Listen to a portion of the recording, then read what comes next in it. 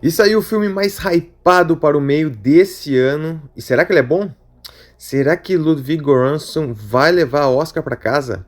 Vem comigo que a gente vai descobrir isso hoje nesse vídeo sem spoilers sobre a trilha sonora original desse que pode ser o filme do ano.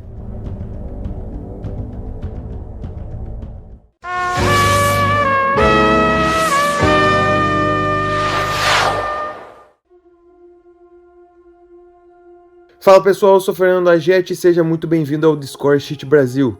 Primeiro, já deixa aquele like, se inscreve aqui no canal e segundamente, vamos entender um pouco da história do filme e também do compositor. Eu prometo que vai ser rápido, então bora lá.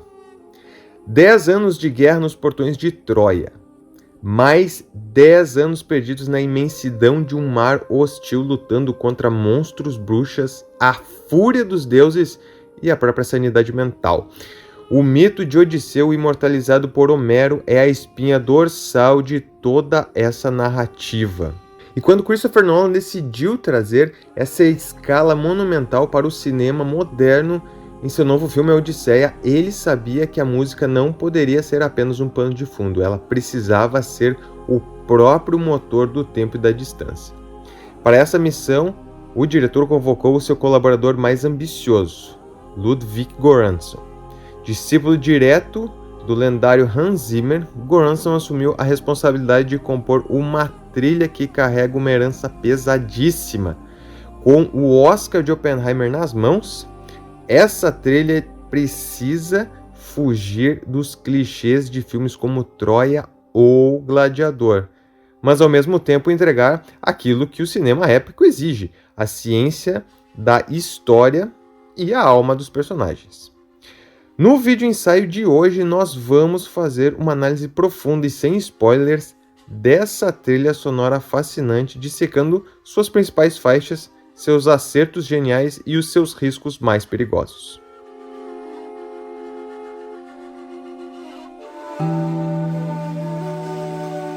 A nossa jornada começa pela faixa 2, intitulada Ítaca. Na estrutura da Odisseia, Ítaca é o destino final. O norte magnético que guia o protagonista através do caos. E Göransson consegue fazer algo brilhante aqui. Ele cria o sentimento de casa. Através de uma combinação mística de flautas antigas e cordas melancólicas, a música evoca uma sensação de pertencimento e saudade. É uma peça que traz uma atmosfera que, curiosamente, faz falta em Gladiador de Hans Zimmer, aquela vontade visceral e quase dolorosa de voltar para os braços da família. Logo em seguida, nas faixas Penélope e Telêmacos, a trilha se divide em temas de personagens, entregando uma verdadeira fonética artística para cada um deles. O tema de Penélope é feminino, mas despido de qualquer fragilidade. As flautas são leves, mas a faixa encerra com uma tensão latente, refletindo a força de uma rainha que resiste à pressão dos pretendentes por 2 décadas. Já o tema de Telêmaco é uma grata surpresa experimental.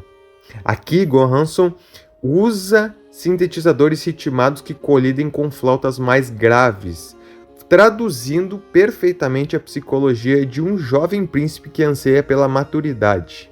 Alguém que carrega o peso de resolver o caos no reino do pai ausente.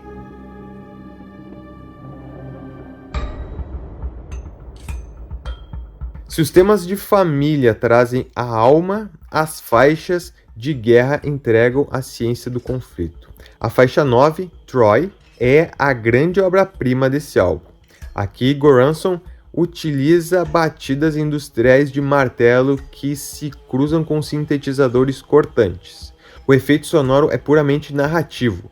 Você consegue sentir a urgência, o suor e o desespero na construção apressada do cavalo de madeira, que é o estratagema final para encerrar uma guerra que sangrou os gregos por 10 anos. Ao final da música, a percussão de tambores acelera de forma incessante, simulando o ataque surpresa e o massacre implacável que definiu a queda de Troia. Esse mesmo caos bélico se expande na faixa 7, Cyclops. Esta é uma faixa pura de ação do filme, um terreno onde Goranson se mostra um experimentador nato. Violinos são cruzados com sintetizadores riscados e batidas de percussão extremamente tensas. A estrutura rítmica lembra muito o trabalho de Hans Zimmer fazendo Dunkirk, também de Christopher Nolan, mantendo aquela sensação de tic-tac e uma urgência sufocante, mas aqui com uma identidade histórica própria, crua e tribal.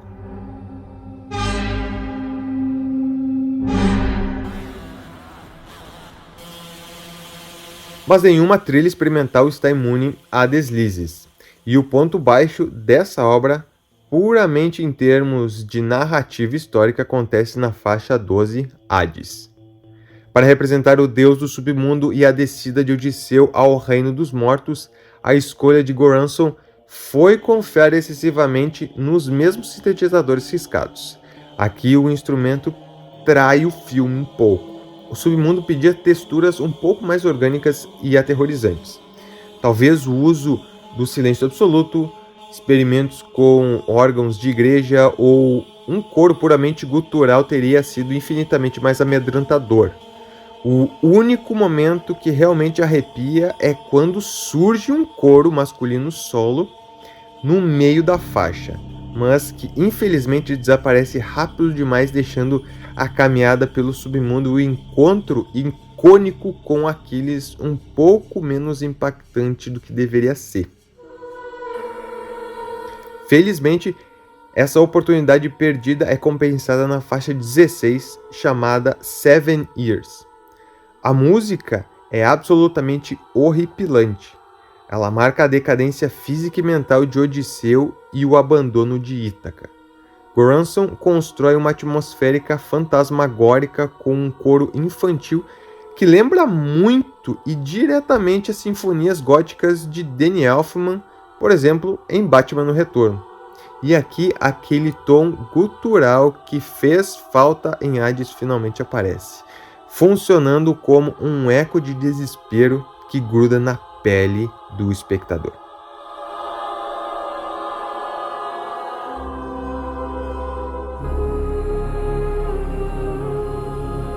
O terceiro ato do filme é uma celebração do retorno e do acerto de contas.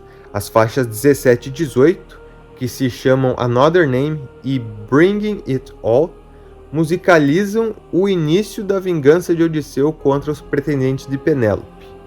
O tema inicia com uma sensação gloriosa de vitória. Aquele mesmo coral que antes nos causava medo nas faixas de isolamento, agora se transforma em uma força de alegria e conquista impulsionado por uma batida esmagadora de tambores. Mas não é uma vitória limpa. A música costura cordas tensas e um coro masculino denso, indicando que a justiça ali é feita com sangue e que algo terrível está prestes a ser resolvido no salão do palácio. E tudo isso deságua nas faixas finais, com os títulos Odisseus e Chasing the Escaping Sun. Aqui Goranson reúne todos os elementos que analisamos até agora: o coral, a percussão pesada, os martelos e as cordas sicilianas. Mas a sua maior sacada nessas faixas finais é o uso do silêncio. O silêncio é uma das armas mais poderosas de compositores. Nolan e Goranson inserem vazios acústicos em momentos milimétricos de máxima tensão e alívio, fazendo o espectador prender a respiração antes daquele impacto final.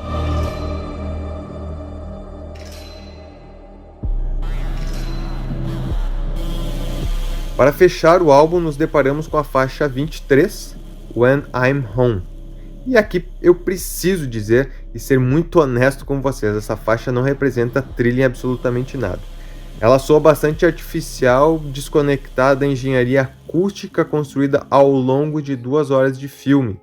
Ficou evidente que essa faixa foi colocada aqui por pura exigência comercial, uma clara isca de Hollywood de olho na categoria de melhor canção original. Olhando a obra como um todo, os altos desse trabalho superam os baixos. O uso preciso de cordas, corais, percussão baixa e martelos mecânicos trouxe um acerto histórico brilhante, mantendo a música distante de caminhos fáceis. O grande perigo foi de fato o abuso do sintetizador experimental. Em algumas obras históricas, o sintetizador é um terreno traiçoeiríssimo. Se nas mãos do Vangelis, na obra 1492, ele trouxe uma imersão, aqui ele flertou perigosamente com o anacronismo e chegou a irritar os ouvidos de quem está ouvindo faixas pontuais. Ainda assim, Ludwig Göransson provou que sabe traduzir a megalomania do Christopher Nolan em som, entregando um ensaio vigoroso sobre o peso do tempo e a dor do retorno.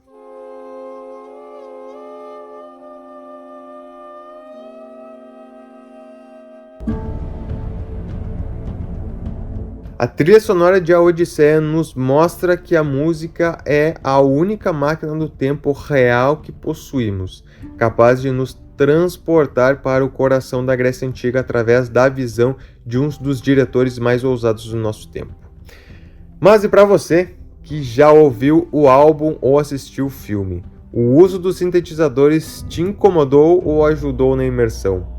E o tema de Ítaca também te faz lembrar um pouquinho de Gladiador? Deixe a sua opinião aqui nos comentários abaixo, que certamente nós vamos debater. Ainda quero trazer aqui um novo vídeo após assistir o filme. Galera, se vocês curtiram essa análise, não esqueça de deixar o seu gostei, se inscrever no canal e ativar as notificações, que esse é um daqueles vídeos que dá muito trabalho para fazer. Além disso, eu vou deixar aqui na descrição os links para a trilha sonora, tanto no YouTube quanto no Spotify. E se você quer saber tudo sobre a obra original da Odisseia, lá do livro do Homero, também pode clicar aqui em cima para o vídeo do canal Foca na História. Lembrando que o Discord City Brasil vai ao ar toda terça-feira aqui no YouTube, e você também pode clicar aqui e ver nossos outros vídeos feitos exatamente para o nosso público. Semana que vem a gente finaliza a nossa playlist A Família Corleone, que ficou pendente aqui no canal. Um grande abraço e até o próximo episódio.